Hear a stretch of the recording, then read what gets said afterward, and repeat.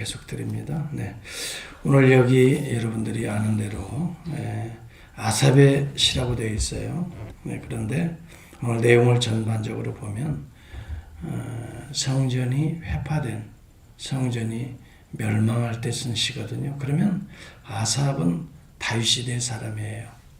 다윗 시대에 성전에서 음악을 통해서 하나님 앞에 영광 돌린 그런 아주 귀한 인물인데, 어떻게 성전이 회파된 그 시기는 BC 586년이거든요. 시기가 다른데, 그래서 이 시는 어쩌면 아삽의 후손들이 계속 성전을 봉사하다가 성전이 멸망할 즈음에 아삽의 후손들이 자기의 조상인 아삽의 이름으로 쓴 시편이다, 이렇게 해석해 볼 수가 있습니다. 여러분, 그렇게 사랑하던 성전이 회파되니까 얼마나 힘들겠어요. 그들의 삶은 성전에서 시작하고 성전에서 끝나요. 여러분, 정말 교회 중심적으로 신앙생활 잘하는 사람들이 교회가 어려워질 때 얼마나 힘들겠어요. 마치 그런 상황을 우리가 연상해 보면서 오늘 본문을 보면은 당시에 성전이 무너지는 그런 환경을 시편 기자는 하나님의 진노에 대한 모습으로 해석을 하고 있습니다. 1절과 2절에 보면 하나님이여 주께서 어찌하여 우리를 영원히 버리시나이까? 어찌하여 주께서 기르시는 양을 향하여 진노의 연기를 품으시나이까?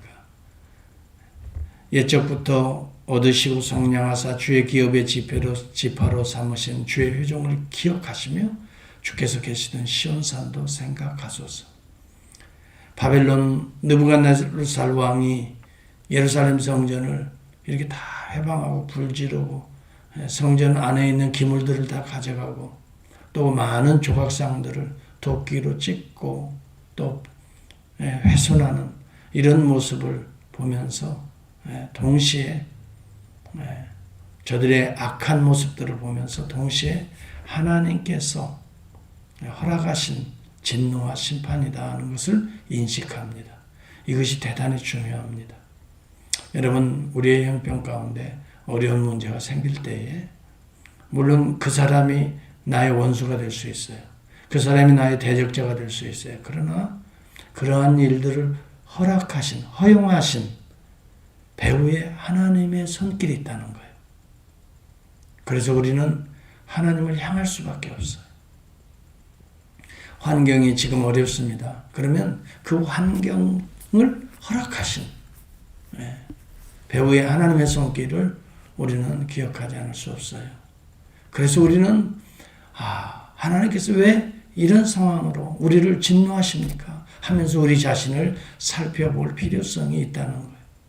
이스라엘의 성전에 이러한 불타고 없어지고 성전이 예루살렘이 패배되는 것은 이스라엘의 우상 숭배로 말미암은 거예요. 그렇기 때문에 여러분, 우리는 이사야서나 당시의 에레미야서를 보면은 여호와께 돌아와야 되는 거죠.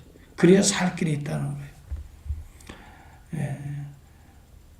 여러분, 가장 안타까운 것은 9절에도 보면 우리의 표적은 보이지 아니하며 선지자도 더 이상 없으며 이런 일이 얼마나 오래 했는지 우리 중에 아는 자가 없나. 소망이 다 끊어진 상태지요.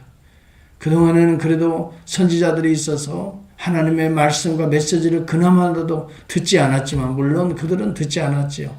오히려 이사야 선지자나 돌로 쳤고요. 에레미야 선지자 같은 경우는요, 굴에 가두고요. 그러면서 사실 애굽에 끌려가서 어떤 선지자는 칼로 목베임을 당하고요. 왜?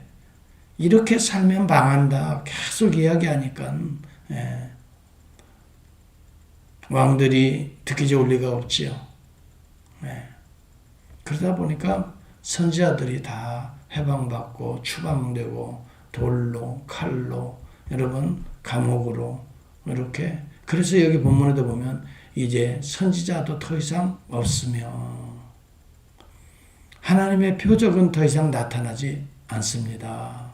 여러분, 하나님의 은혜를 맛보지 못한다면 이것처럼 우리의 삶에 애통스러운 일이 없지요. 하나님의 정들이 말씀선을 선포하는 것들을 더 이상 들을 수 없다면 얼마나 안타까운 이야기입니까?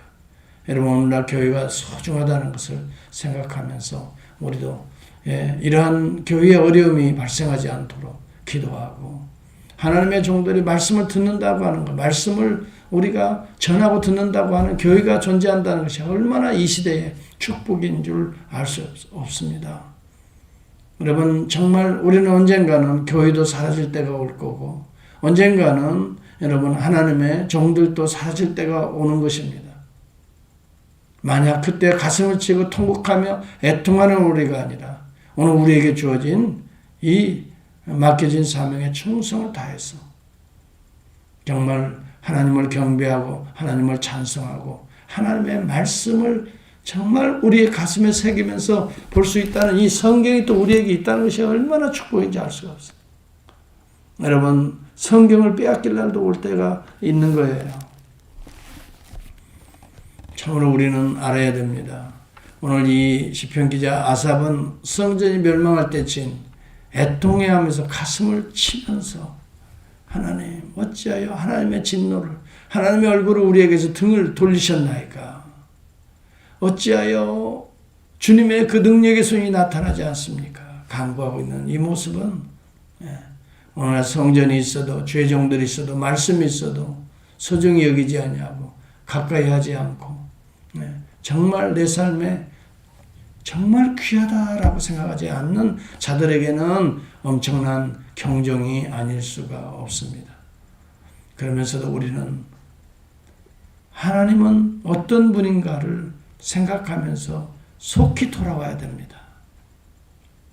하나님은 구원자이시고 창조주이시고 오늘 또 우리 가운데 역사하신 하나님이신 것을 시편 기자는 12절에 말합니다. 하나님은 예로부터 나의 왕이시라. 예로부터 옛날 적부터 조상 때부터 만세전부터 나의 왕이시라. 항상 그를 찾는 자들을 구원하셨다. 구원을 베푸셨다. 옛날에 자기 조상들에게 들었던 조상들의 출애굽 사건을 그는 기억합니다. 주께서 주의 능력으로 바다를 나누시고 물 가운데 용들의 머리를 깨뜨리 용들의 머리라고 하는 것은 바다에 뭐 용이 있다는 게 아니라 하나의 당시에 애굽의 권력자를 상징하고 있어요. 리호야단의 머리를 부수시고 리호야단은 여러분의 성경은 악어로 비유되어 있죠. 네. 악어의 머리, 물 가운데 가장 강력한 동물은 악어지요. 리호야단. 그것은 바로왕을 상징하는 거예요. 그 머리를 다 부수시고 바다를 나누시고 그의 백성들을 애굽에서 출애굽시키셨다는 거예요. 광야 사막에서도 음식물을 주셨으며 여러분 주의 백성들은 만나와 메추라기로 광야 중에서 먹이셨어요. 바위를 쪼개어 큰 물을 내시며 여러분 목이 마를 때에 모세를 통해서 호렙산 반석을 치라 했는데 거기서 물이 터진 사건을 이스라엘 백성들은 후손들은 기억하고 있는 거예요. 이 말은 무슨 말입니까? 하나님이 누구신가를 생각한다면 우리는 하나님 앞에 돌아오지 않을 수가 없고 하나님이 어떤 분이신가 어떤 능력이 있으신가 그분의 속성이 무엇인가를 안다면 우리는 하나님 앞에 기도하지 않을 수가 없습니다. 하나님은 우주 만물을 창조하신 능력의 하나님이십니다. 전능의 하나님이십니다. 하나님은 그의 백성들의 애타하는 모습을 보시고 그들의 부르짖는 소리를 들으시고 내려오시는 하나님이십니다. 그래서 아무리 세상에 애굽왕 바로가 힘이 세고 능력이 있고 권력이 있고 당대의 최고의 군대를 소유한 최강의 나라라 할지라도 하나님의 손을 이길 수가 없습니다. 10가지의 재앙을 통해서 이스라엘 백성들이 구원받지 않습니까? 우리는 어려울 때 하나님의 백성이 늘 생각해야 될 건 하나님의 속성이 무엇이냐 하나님은 어떤 분인가를 우리는 잊지 말아야 됩니다. 하나님은 바다를 가르시는 하나님이시다는 것을 우리가 잊지 말아야 됩니다. 여러분 아무리 참 우리 눈에 볼 때는 어떻게 저 바다가 갈라져 한다 할지라도 하나님은 가르시는 하나님이시고 그의 백성들을 그 물가에 길을 내시고 여시는 하나님이시고 애굽의 군대들 리호야단들은 머리를 부수듯이 그 물가에서 홍해에서 다 죽게 하는 거예요. 여러분, 홍해의 가장자리 물을 건넜다고요? 그런데 어떤 민족들은 가장자리에서 살아나고 어떤 민족은 어떻게 가장자리에서 그 군사들이 죽습니까? 말도 안 되는 어리석은 해석들은 우리는 상상도 말해야 됩니다. 네. 하나님께서는 물을 가르시고 바다를 가르셨다고 여기 표현됐어요. 가장자리를 첨벙첨벙 나온 게 아니에요. 바다를 가르시고 그의 백성들을 건지시는 하나님이세요. 오늘 이 전능하신 하나님을 우리가 믿고 의지하는 가운데 정말 어려움을 이겨내고 또 주님 앞에 돌아오고 의지할 분은 주님밖에 없다는 것을 깨달아야 됩니다. 16, 17절에 보면 낮도 주님의 것이요 밤도 주의 것이라 이 말이 있어요. 우리는 낮은 우리가 활동하고 밤은 다 잠자는 줄 알지만 그렇지 않다는 거죠. 낮도 주님이 활동하시고 이 말입니다. 밤도 주의 것이라는 것은 주님이 주관하신다 이 말이에요. 우리 인생에 낮이 있는 반면에 인생에 또 밤이 있을 거예요. 어두움이 있습니다. 그 가운데도 주님이 주관하신다 이 말입니다. 주께서 빛과 해를 마련하셨으며 주께서 땅의 경계를 정하시며 주께서 여름과 겨울을 만드셨나이다. 여러분, 우리 주님이 누구신가를 생각한다면 우리는 이 뜨거운 폭양에 있는 여름도 이겨낼 수 있을 것이고 여름이 지나면 가을을 우리에게 주십니다. 차가운 겨울도 지나면 또 우미투는 봄도 허락하십니다. 봄, 여름, 가을, 겨울을 통해서 우주의 만물을 정말 아름답게 또 연단시키시며 더 귀한 은혜들을 우리에게 부어주시는 그 창조주 하나님, 오늘도 우리 가운데 역사하시는 그 하나님 우리에게 약속하셨어요. 모든 만물을 다스리라 그랬어요. 생육하고 번성하라 그랬어요. 에덴 동산을 지으시고 우리에게 이런 축복의 선물로 주시며 우리를 하나님의 형상으로 창조했다는 것을 생각해 본다면 우리는 그 언약을 눈여겨 보소서. 20절에 보면 여러분, 이스라엘 백성들은 하나님과 이 언약이 깨져서는 안 되는데 우상 숭배는 언약을 파괴하는 것입니다. 우상 숭배는 여러분 속에 약속하신 하나님을 파괴하는 것입니다. 절대로 우리는 언약을 깨서는 안 됩니다. 깨어진 이스라엘의 언약을 우리 주님이 자기의 피로 다시 이어진 것을 생각하시기를 바랍니다. 우리 주님은 이스라엘의 실패를 해파된 성전을 다시 세우기 위하여 이 성전을 내가 사흘 만에 다시 일으키리라라고 말씀합니다.